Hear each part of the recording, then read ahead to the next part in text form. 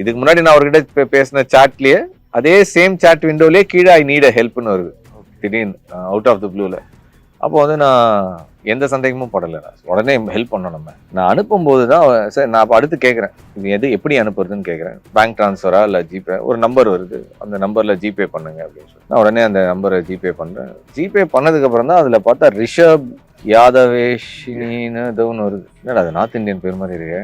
அப்போ தான் எனக்கு ஸ்ட்ரைக் ஆகுது இந்த டவுட்டில். அப்போ தான் எனக்கு அந்த டவுட் வந்து நான் கூப்பிட்டு, சார் உங்கள் ஃபோன்லேருந்து எனக்கு ஒரு மெசேஜ் வந்துச்சு சார். ஐயோ செந்தில், காலிலேருந்து பதில் சொல்லி என்னால் மாலையில் இது வரைக்கும் ஒரு 500 பேர்கிட்ட வந்து எனக்கு காலேருந்து கால் பண்ணுறேங்க. என் ஃபோனை எவனோ ஹேக் பண்ணிட்டான், வாட்ஸ்அப்பை ஹேக் பண்ணிட்டான். நீ நல்ல வேளை நீ கால் பண்ண, காசு எதுவும் அனுப்பலை அப்படின்றது. ஏதோ அனுப்பிட்டேனே சார். ஐயோ ஏன்பா பண்ண, எனக்கு தெரியாத சார். உங்கள் பேர் பார்த்தோன்னே நான் எதுவுமே எனக்கு தோணலையே சார். சைபர் கிரைமில் சொல்லியிருக்கேன்ப்பா, நீ அனுப்பின டீட்டெயில்ஸ்லாம் எனக்கு அனுப்பு, நான் உங்ககிட்ட அட்டாச் பண்ணிடுறேன் அது அப்படின்ட்டாங்க. சரிங்க சார் சொல்லி அட்டாச் பண்ணேன்.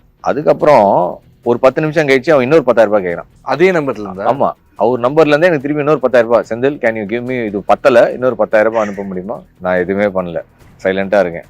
பாசிபிள் கொஸ்டின் மார்க், எதுவும் அனுப்பல. ஒரு 5 நிமிஷத்துல செந்தில் அப்படின்னு ஒரு கேள்வி.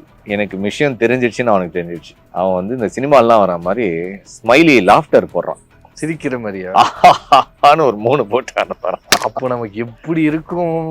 நான் வந்து கெட்ட வார்த்தையில திட்டலாம் நினைச்சேன்.